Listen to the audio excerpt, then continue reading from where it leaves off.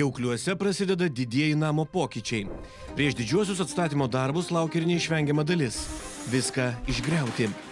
Liko vos 6 savaitės ir čia naują gyvenimą pradės viena iš 3 projekte dalyvaujančių šeimų. Už jas balsuoti jau galite portale lrytas.lt. Jūsų balsų laukia Samantos šeima, Valiaus šeima ir Virginijos šeima, su kuria netrukus susipažinsime artimiau.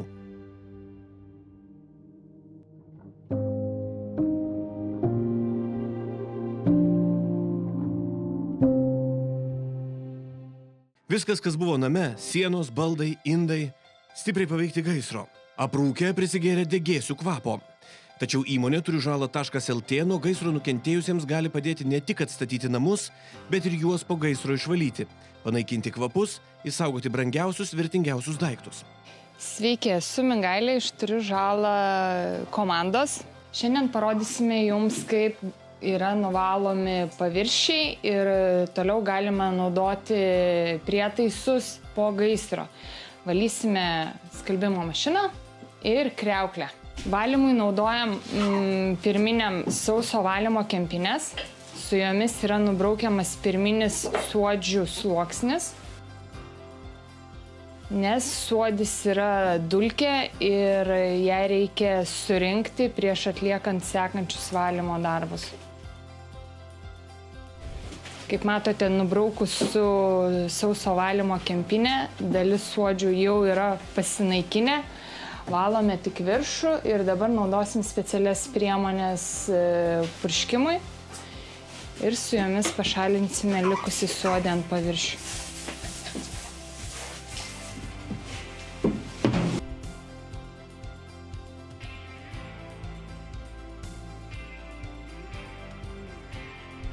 Jeigu pažiūrėsim iš arčiau, suodžių nebeliko, paviršius nebetepa, yra švarus. Ir taip nuvalius pilnai skalbimo mašinai gali grįžti atgal į namus ir galime mes ją toliau sėkmingai naudotis. Lygiai taip pat ir su kriaukle. Paviršius nusivalęs ir sėkmingai galima šios daiktus toliau naudoti. Pirminį tą darbą būtent atliekame mes. Atliekam demontavimo darbus, valymo darbus, paruošiam patį objektą jau atstatymo remonto darbam ir leidžiam savo kolegoms atlikti remonto darbus. Minkštus baldus galima išvalyti, naudojant giluminio valymo siurblius, vėlgi atitinkamas priemonės ir po valymo galutinai norint panaikinti dar likusi kvapą, vėlgi ozonuojame ir baldas yra pilnai atstatytas ir paruoštas tolimesniam naudojimui. Po gaisro, kaip matote, virtuvėje irgi daug paviršių nusėdusių suodžiais. Tai šiandien mes jums parodysime, kaip galima išvalyti šaldytuvą, indus, puodelius, puodynės. Nereikia suodžių bijoti, jie puikiai pasišalina ir daiktai gali vėl būti naudojami.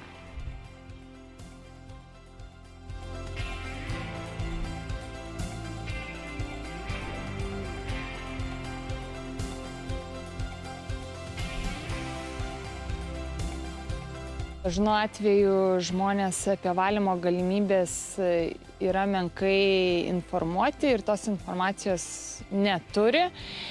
Ir mums tik tai pradedant pasakoti, kad žiūrėkit, jūsų šitą mėgstamą sofą gali būti išvalyta ir vėl būti naudojama, kelia jiems abejonių.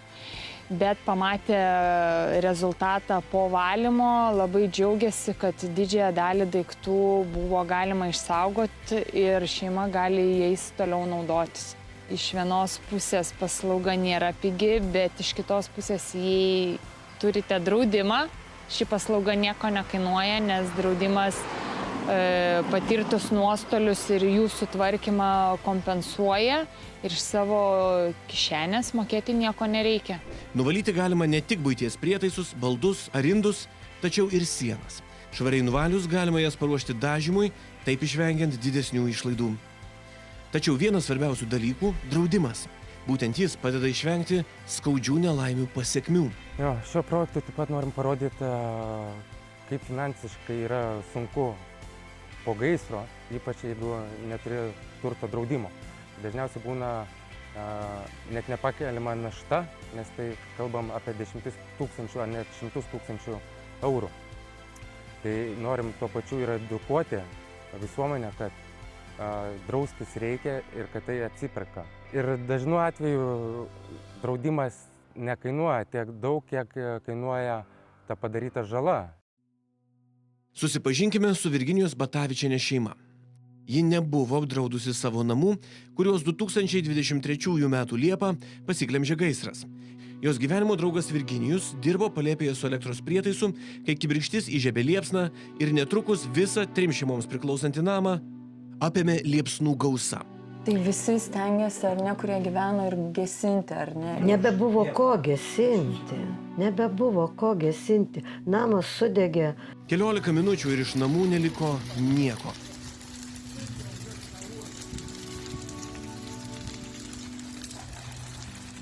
Tiesiog buvau tokiam žiauriam šoke, aš šaukiau, aš liksiu gatvėje su vaikais, kur man dingti, kur man bėgti. Aš gavau tokį šoką, kad aš nebemokėjau susivaldyti. Aš ten tiek klykiau, ten nė vienas neklikė, tik aš. Aš bandžiau gesinti, bandžiau, lėkiau su kibirais. Pats buvau apdegęs, rankas viską, veidą. Paskui jau šaukiau kaimynų, kvieskit gaisrinę. Aš buvau ir pats nukentėjęs irgi.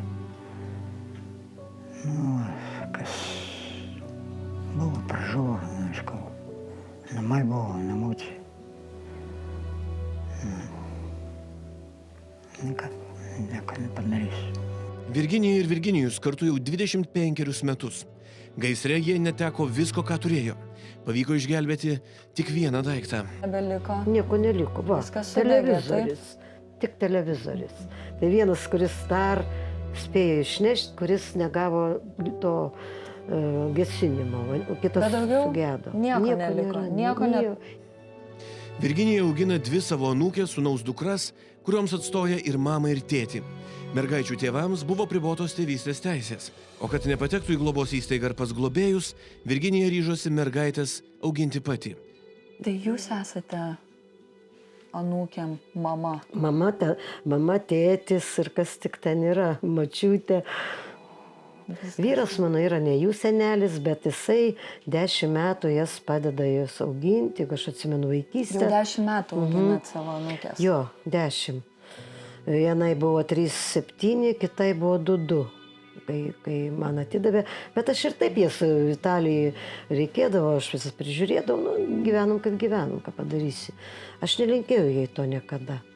Ir dabar nelinkiu. Aš jai sakiau, lankyk vaikelius, rūpinkis, ateik, atvažiuok. Tu gali pas mane savaitėmis būti. Kiek nori gali būti. Kiek nori. Bet jie neatvažiavo. Tas vat ir yra, nežinau, kokią baimę laikė savyje, nežinau, galbūt jos reikėtų paklausti, galbūt aš net nekalbėsiu. Po gaisro Virginija, Virginijus ir mergaitės liko be nieko. Giminaičiai suremontavo 30 kvadratinių metrų butelį, kad šeima turėtų kur apsistoti. Tačiau paauglėms mergaitėms reikia savo erdvės. Dabar jos miega 2-aukštėje lovoje, o privatumą joms sukuria kambarį 2 dalis dalinantį spintą. Norint paruošti pamokas, tenka patraukti televizorių. O štai prisėsti pavalgyti, visi susiranda skirtingas vietas. O kur valgote? O taip ir valgome. Prie šito mažo staliuko visi? Ne, mergaitės. Gabija ateina, ant to atsineša maisto.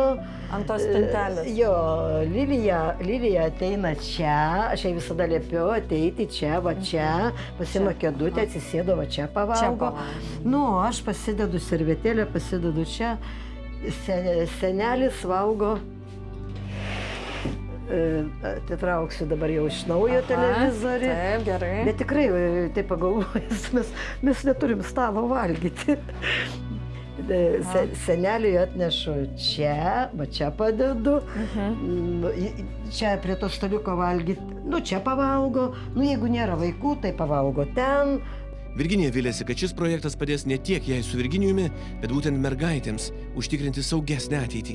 Noriu, kad jeigu pavyktų pas jūs laimėti šitą projektą, aš noriu jiems namus įgyti. Čia dėl jų turbūt tas projektas ir būtų. Dėl jų, kad jos turėtų savo namučius. Už vieną iš 3 šeimų savo balsą galite atiduoti portale lrytas.lt. Grįžkime į Kiauklius. Čia jau įsismarkavo griovimo darbai. Iš namo iškeliauja gaisro sugadinti baldai. Jie bus utilizuoti stambiagabaričių atliekų aikštelėje. Į didžiulius konteinerius kraunamos statybinės atliekos. O Labasta įmonės vadovas Laimis Bačiulis rūpinasi, kad saugiai būtų nurinktas ir utilizuotas senas šiferis. Gerai, pradėkim nuo stogo. Aš matau, kad bent jau dalies jo tikrai nebėra. Kaip vyko procedūra ir kaip vyks procedūra? Pradžioje mes dabar nusirinkinėjom šiferį asbestinį, kurį pakuojame, nes yra kenksmingas, paskui bus utilizuojamas į aikšteles kenksmingų medžiagų ir po to prasidės pačios konstrukcijos ardymas. Kaip dirbant su asbestiniu šiferiu išvengti žalos sveikatai? Reikia naudoti apsauginės priemonės, tokios kaip kaukės. Aišku, ant stogo ne bet kas gali irgi dirbti, turi būti tam darbui paskirti specialistai. Saugos diržai, šalmai kaip ir visur, kaip ir visoje statybai. Kokioje mes stadijoje esame? Mes dabar esam dar tik tai ardymo stadijoje. Ką po to jau pradėsime montuoti nuo perdangos, nuo stogo konstrukcijos ir paskui visa vidaus apdaila. Kuris darbas bus sudėtingiausias? Sudėtingiausias tai būtent ant tokio seno pastato susigaudyti visą stogo įstrižainėtą, kad būtų, kaip pasakyti, lygus gražus namas. Tai kuriuos darbus jūs atliksit šiame objekte ir kuris iš jų galbūt bus sudėtingiausias? Taip, mes šiuo atveju atliksime stogo darbus rekonstrukcijos ir namo fasado darbus. Šiltinimas ir visa kita ir apdaila. Didžiausias darbas, aišku, yra su stogu. Tai pirmiausia perdanga naujai pasidaryti, tada montavimas stogo. O čia yra sunkiausias tas darbas, dirbant pradedant nuo perdangos. Liko tik 6 savaitės. Stogo darbai vieni svarbiausių, kad būtų galima imtis tolesnių rekonstrukcijos darbų. Į pagalbą prisijungia visi, kas tik gali, kad projektą pabaigtume laiku. Neatsibodo sėdėti telefonė. Ne, niekada Gal neatsibosta. pabandyk mūsų duonos ir padirbėti truputį. Gerai. Va, viskas tvarkoj. Jau čia pagal tai, kaip sekasi rengtis, galima maždaug matyti, kaip seksis dirbs. Ir santechnikos darbų. Aš tai jaučiuosi kaip Hanibalas Lecteris. Taip, tavo darbas yra demontuoti dušą ir išnešti lauką. Na štai, Vytautai. Dabar rėmui turi įrankį. Kad nereikia man tų įrankių, va. Šiaip viskas laužysi. Jeigu Šauk, nešam. Žiūrėk, posūkį išimsim.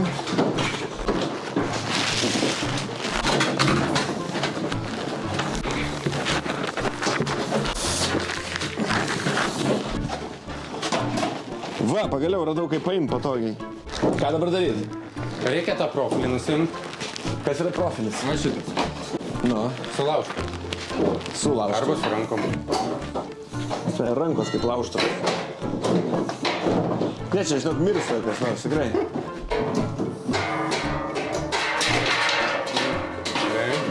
Na, dabar tą plokštę. Šitą? Taip.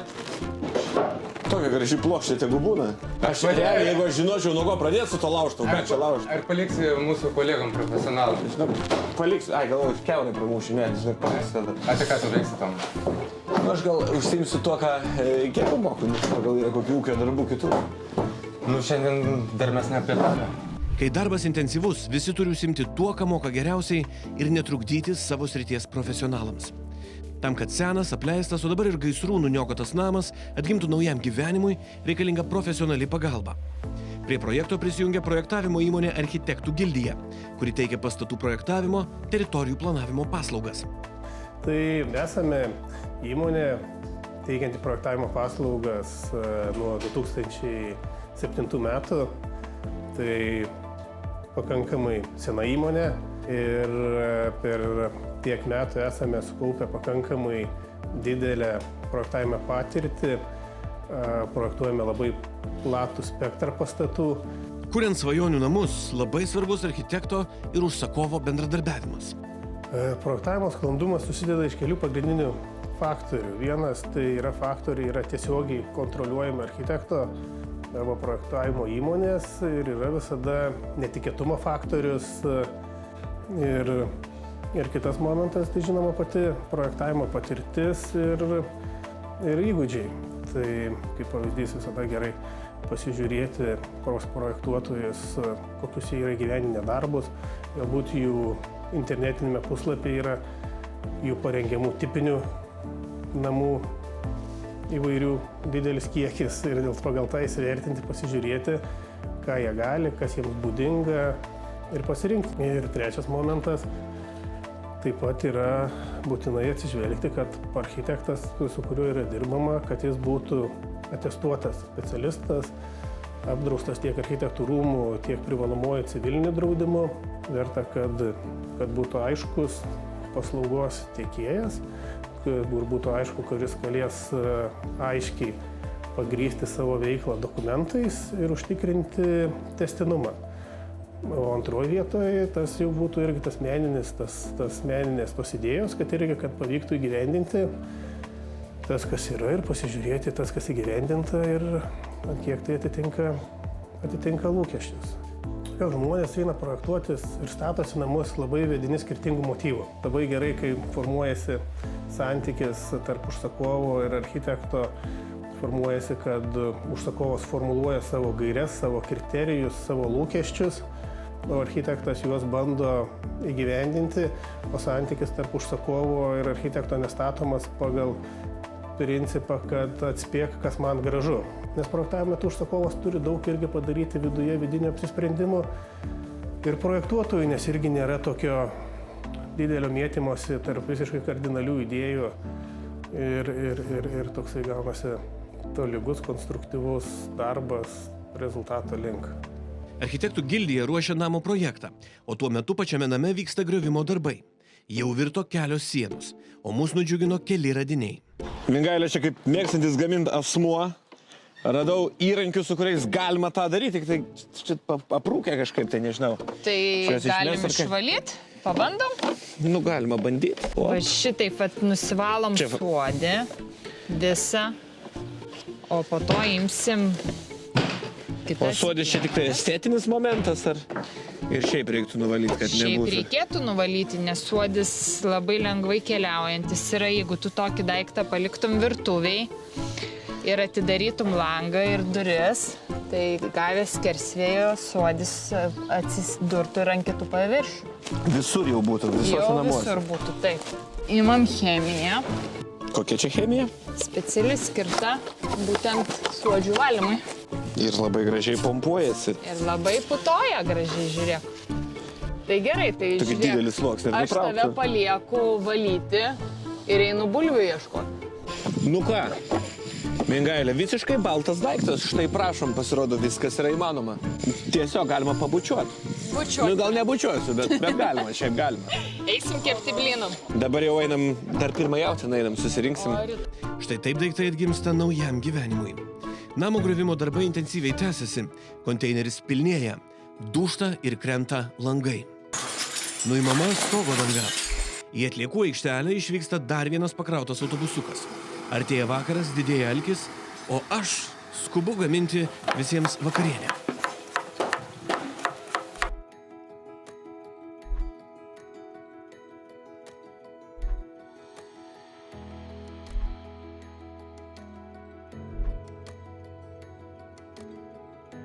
Šitoje vietoje rąstai pilsis ir pečiai, kokliai, viskas griaunasi, kaminai griaunasi.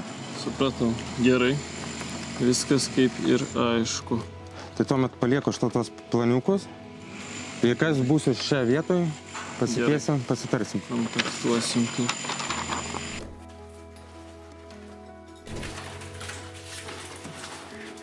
Namo griovimo darbai beveik baigti.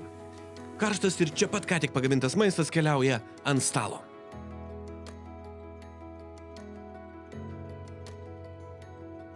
Pasistiprinus pats laikas aptarti sunkiausius šios dienos darbus. Dabar projektą aptarsim su Jevgenijumi iš griovėjai.eu. Jevgenijau, namą sugriovėt šiandien, matau. Dalinai sugriovėm, taip atlikom valymo darbus, tai praktiškai dabar jau yra kai kurie kambariai, kurie pilnai paruošti kitiems darbams, reikės tik dalį pertvarų demontuoti, šiaip nešančias sienas pagrindė yra visas nuvalytos, paruoštos kitiems etapams, šiukšlės pakrautos į konteinerį, tai kaip ir nemažai nuveikėm šiandien darbų, aš patenkintas rezultatų, vyrai padirbėjo gerai.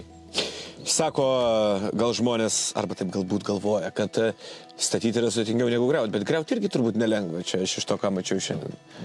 Iš esmės taip, galbūt toksai griovimas, jisai ten vis vien reikalauja kažkiek tų žinių ir patirties, bet šiaip mes specializuojamės ir daugiau ant tokių sudėtingesnių griovimų, tai ten jau tikrai reikalauja patirties ir žinių.